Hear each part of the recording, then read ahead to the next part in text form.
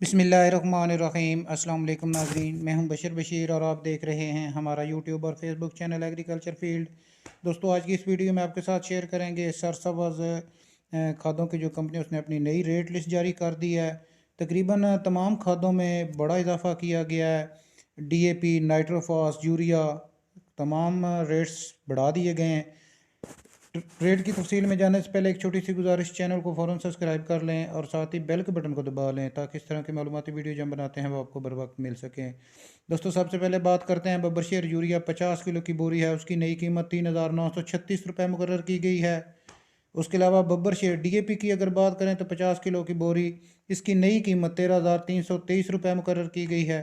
सरसब्ज़ के N गुवारा 50 kilo की बोरी, इसकी नई कीमत 3,639 रुपये मुकर्रर की गई है। इसके अलावा अगर बात करें सरसब्ज़ यूरिया 50 किलो की बोरी, इसकी नई कीमत 3,671 रुपये मुकर्रर की गई है।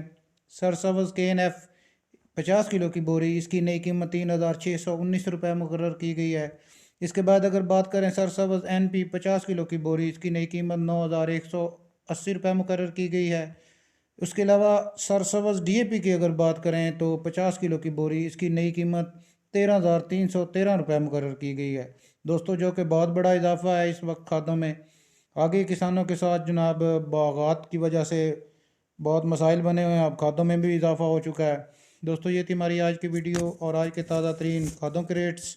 वीडियो को लाइक और अपने दूसरे दोस्तों के साथ शेयर कर दें। मिलते हैं एक नई वीडियो के साथ। अल्लाह हाफिज़।